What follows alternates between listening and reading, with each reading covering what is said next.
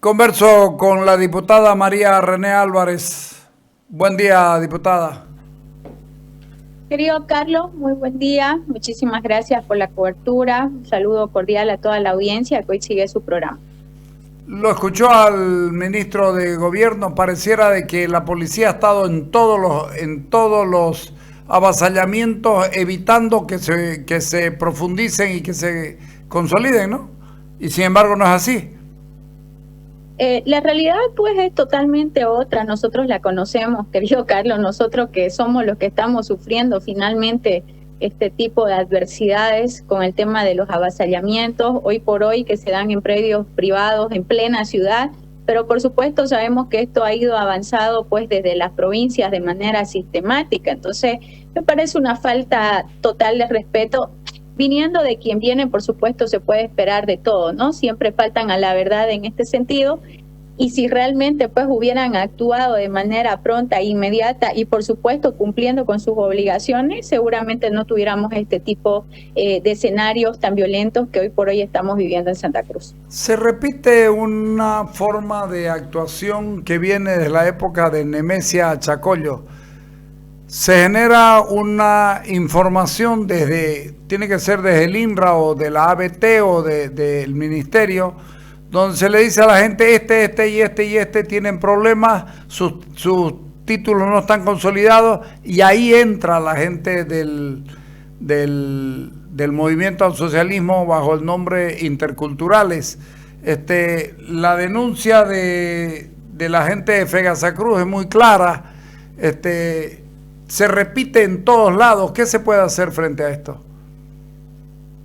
Bueno, la vulneración obviamente a la normativa está dada, ¿no? ¿Por qué se genera desde estas instancias del Estado?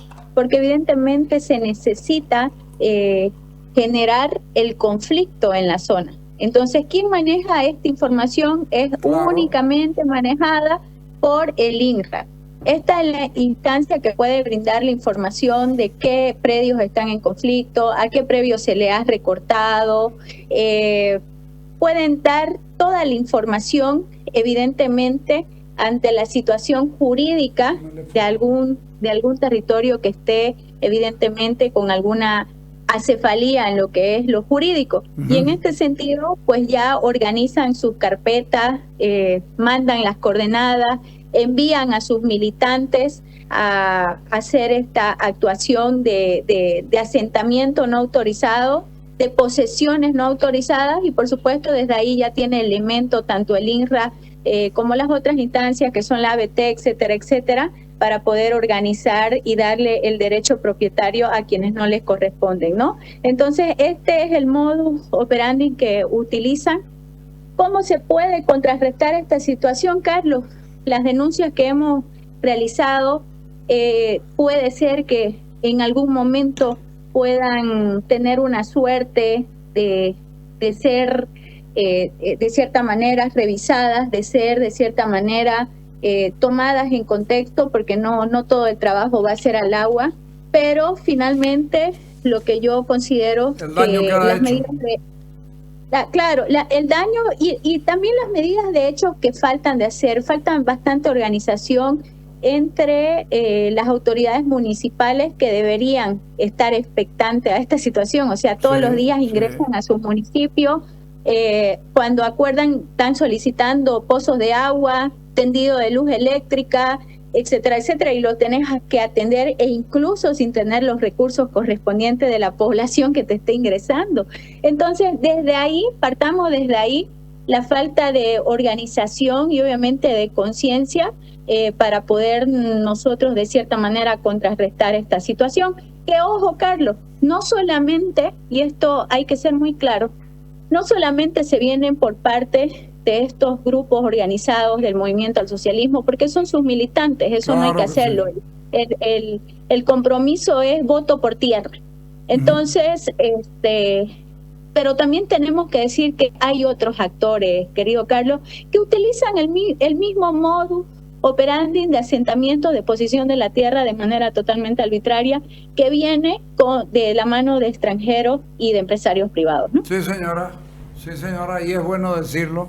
hay extranjeros que usan a los mismos o a otros parecidos, hacen lo mismo y luego se quedan ellos con la tierra. Y también empresarios privados.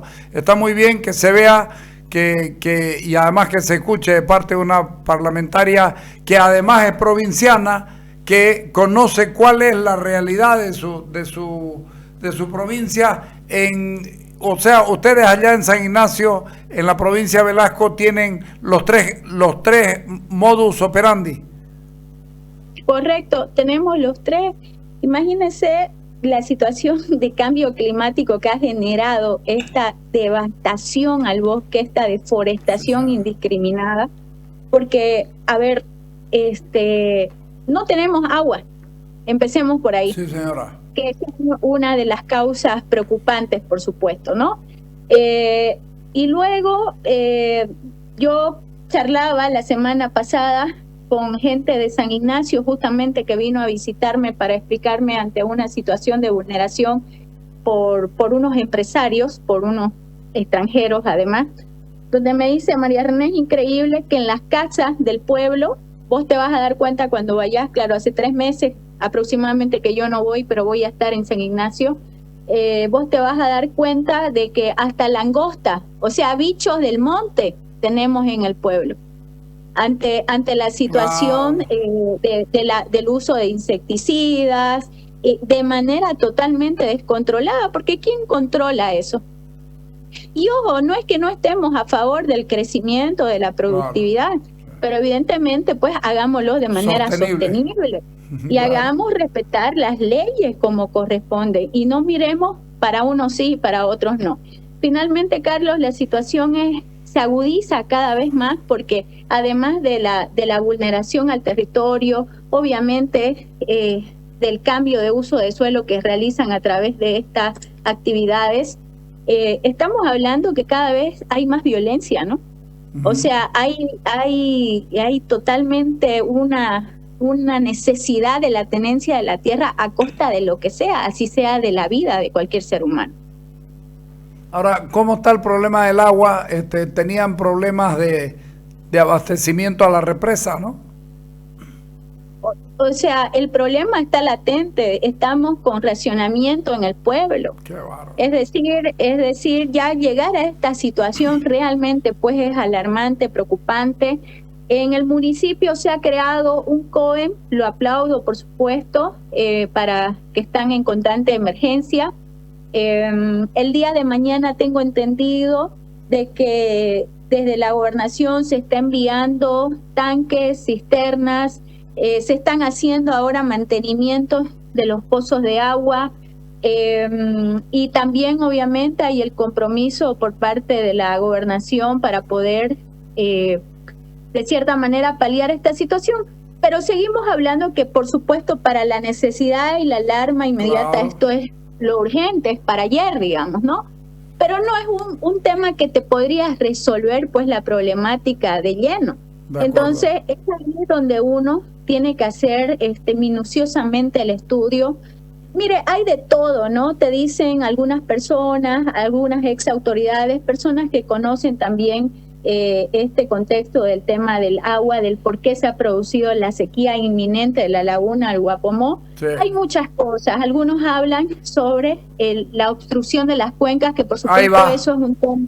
Pero eso, perdón María René, esa de la obstrucción de las cuencas lo hemos denunciado nosotros en este programa hace 8 meses atrás. Sí, yo lo recuerdo muy bien.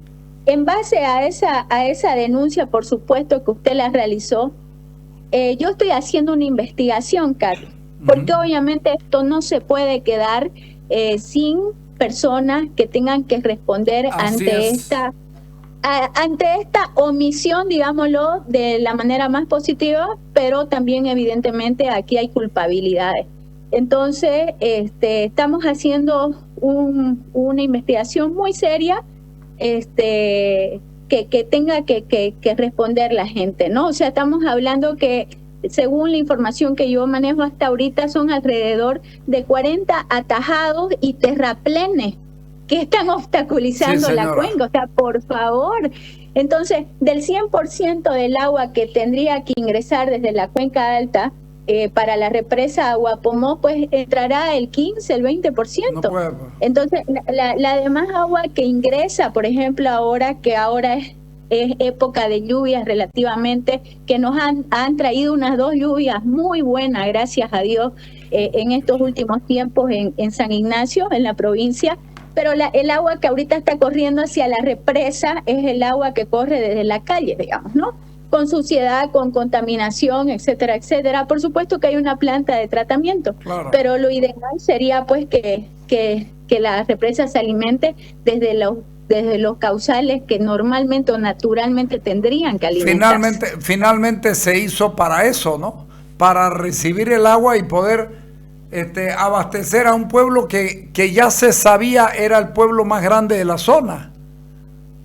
Así es, correcto, correcto. Entonces, a ver, hay muchos elementos que son dignos de estudio. Yo le doy un ejemplo más. Por ejemplo, los alcaldes pues felices y chochos de la vida de recibir que vayan y te perforen pozos, ya sea de la gobernación, ya sea del gobierno, y ellos están tranquilos porque hasta que dure, digamos, en la vida útil de ese pozo, ellos no van a hacer nada. Pero tampoco pueden generar, por ejemplo, programas de mantenimiento, de monitoreo a estos pozos. O sea, si dan bien, si no dan bien, también, y si dan es hasta que se funda, digamos, ¿no? Claro, sí, entonces sí. No existe un compromiso, querido Carlos, por eso es que yo digo que hay que hacer un replanteamiento minucioso. Obviamente, hoy nos toca salvar la situación, sí. Hay que recibir todo lo que venga desde la gobernación, desde el gobierno, etcétera, etcétera, porque estamos pues en una emergencia, pero aquí hay que ser muy serios, un estudio, por ejemplo, de poder tal vez ser un poco más ambicioso y ver alianzas público-privadas, ver recuperación de la generación de humedales, que esto es importante, sí, porque sin árboles pues no va a haber humedad, no va a haber agua, no va a haber lluvia nunca. Y una de las propuestas que a mí me parece una de las más adecuadas, pero por supuesto hay que sentarse con gente especialista en el tema, es tal vez que la solución para el abastecimiento de agua en la provincia de Velasco sea por acueductos y por bombeo. Entonces, porque lamentablemente el sistema subterráneo a nosotros, pues Carlos, nos juega en contra con la piedra que tenemos debajo. El Brasil, ¿no? Correcto. El macizo entonces, brasilero, sí, claro. Yo creo que tendríamos que llevar un sistema de perforación, no sé, pues de pozos, tal vez de estos, de gas, que no sé, algo así se me viene a la mente. Habría que preguntarle a los brasileros cómo lo hacen ellos. Sí, hay también propuestas, ¿no? Por eso digo, hay mucho por hacer, sí. Hay mucho por hacer. Entonces, si no se lo ha hecho, hay que comenzarlo. Y es una propuesta que yo quiero llevar, por supuesto, tanto a los concejales, al municipio, y que entre todos seamos partícipes de esta situación, porque finalmente la afectación es para cada uno de nosotros. Imagínense, el 2016 fue la última vez que corrió la represa Aguapomó. Yo me acuerdo como si fuera ayer, porque como peladita, como niña, me fui a correr al puente a echarme para que me corra el agua, porque eso era algo tan simbólico que hacíamos todos los niños cada que corría el agua Aguapomó, y me acuerdo que aproveché para que mi hijo conozca, y fue la primera y única vez que vio correr el agua la represa Aguapomó. Entonces es realmente triste, a todos nos pone muy cabizbajo, porque por supuesto este espejo de agua máximo que teníamos, además era uno de los atractivos turísticos, ¿no?, más grandes, claro, que teníamos en San Ignacio. Nosotros conocíamos bien, porque yo he corrido en autos por la zona de la Integración del Oriente 15 años por allá, así que todos los años íbamos primero a hacer hoja de ruta y después a correr, así que lo conocíamos muy bien. Tenemos problemas además de invasiones de tierra en áreas que no se deben tocar, que son el Parque Noel Kempff, y donde además hay unas 50 pistas. Nosotros tenemos un registro de unas 50 pistas clandestinas que son para el narcotráfico, indudablemente. Correcto, el Noel Kempff, el Bajo Paraguay,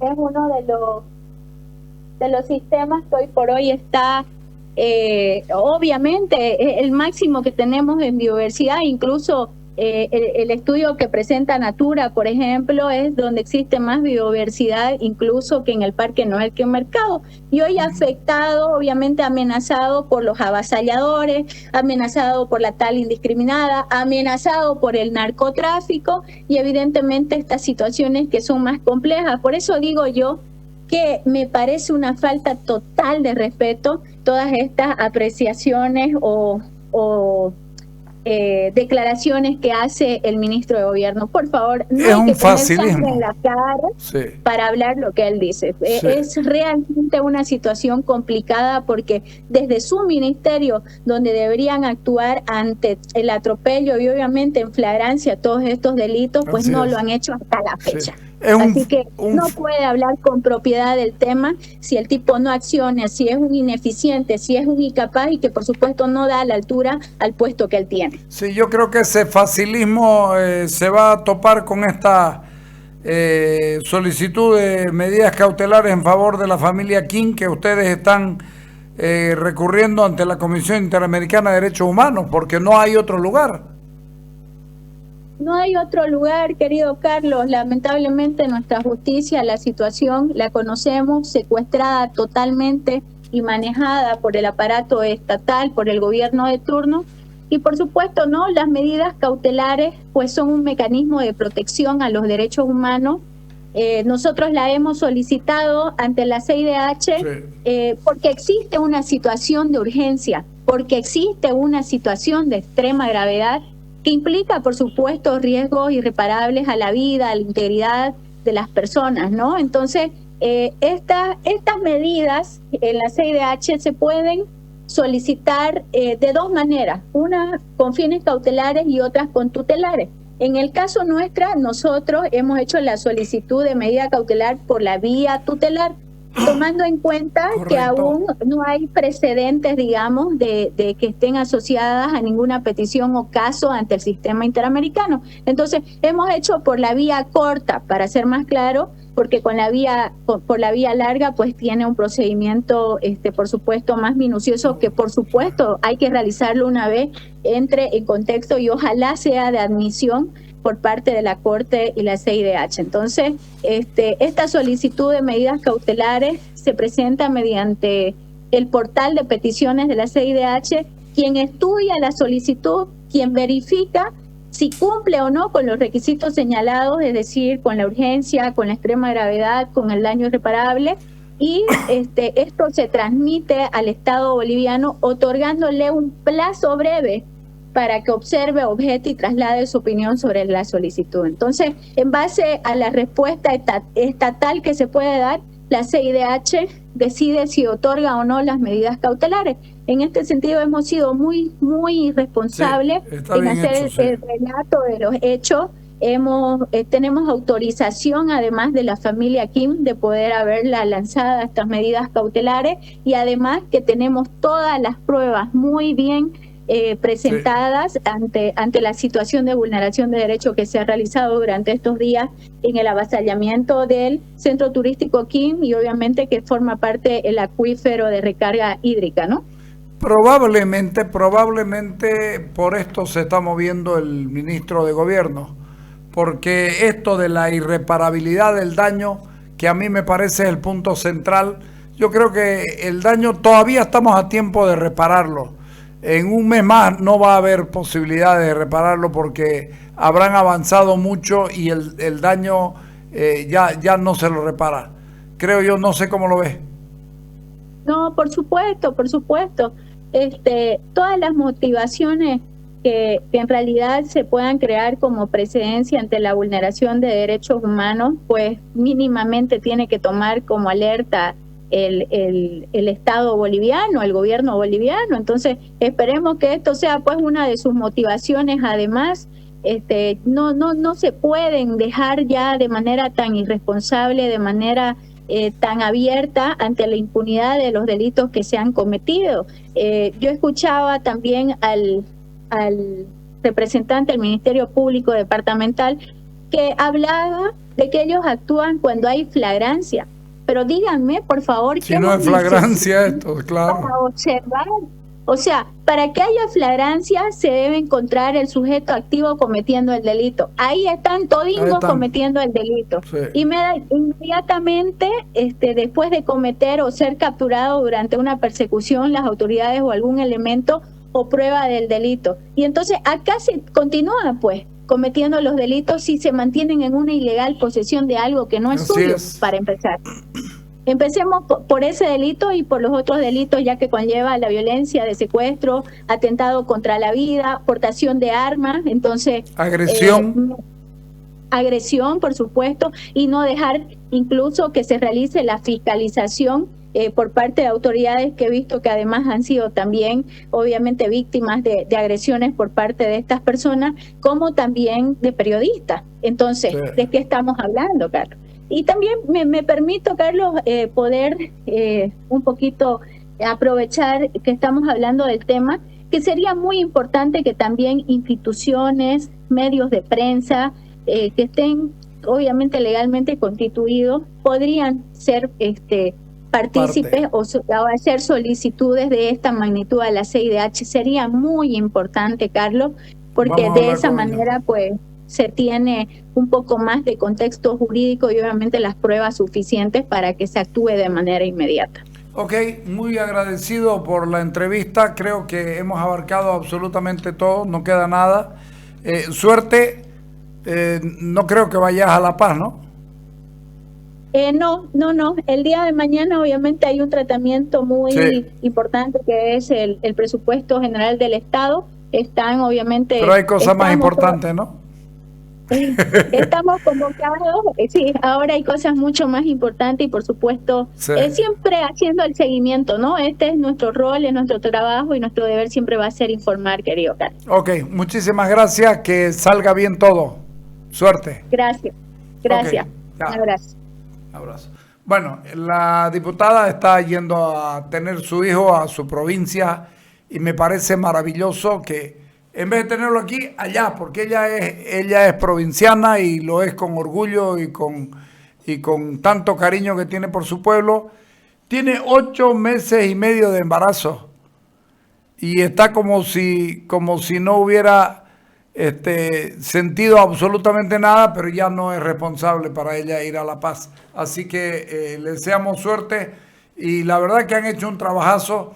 Y la mirada que tiene sobre el panorama de la violación de los derechos de lo que en el gobierno llaman la madre tierra es muy, pero muy clara, y el gobierno tiene que entender de que actúa o daña. No hay dos posibilidades. Vámonos al corte.